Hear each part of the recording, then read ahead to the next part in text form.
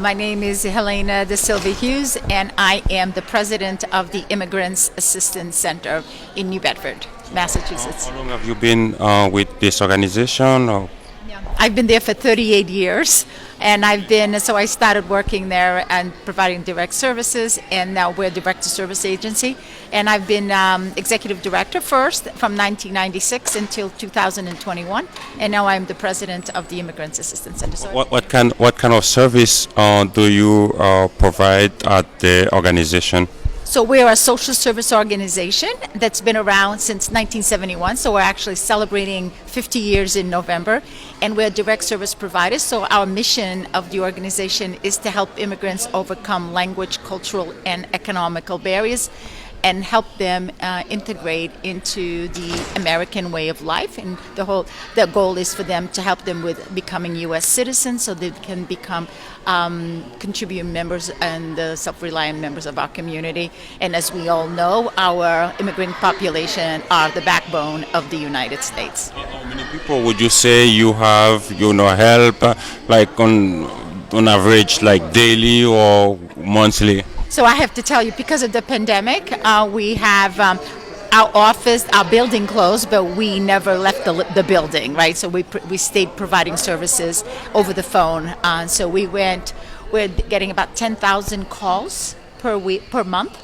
We went from 3 phone lines to 7 phone lines, and we have serviced about 10,000 clients per year, and in various services. Then one of the main services that we do provide, and especially during the pandemic, was a lot of our clients have, aside from language barriers and cultural barriers and all of those barriers, they also have technology barriers. So we found ourselves helping clients navigate entitlement programs over the phone, which is very, very difficult because they just did not know how to. So we are there to help them. And when our population, as we all know, that they're frontline workers. So during the pandemic, they did not have the luxury to stay home. So they had to work and really sacrifice their lives so the community can be safe. And it's so important that we mention that during this pandemic, our clients were frontline workers. That's great. Thank you for all the help you give to the immigrant communities. Now, tell me, what brings you to Washington, D.C. now?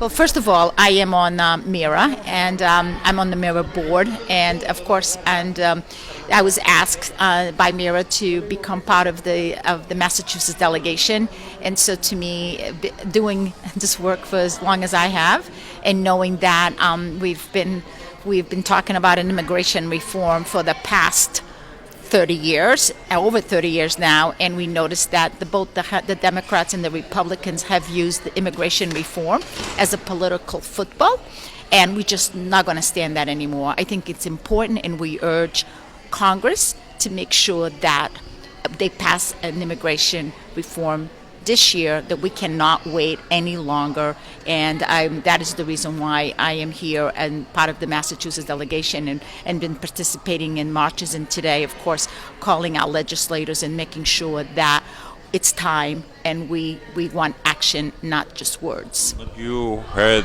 the decision of the parliamentarian, which says the immigration part cannot be part of the reconciliation process on the budget because it's not.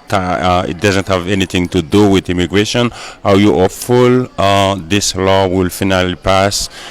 People who are undocumented will have the opportunity to have their green card and eventually become U.S. citizen?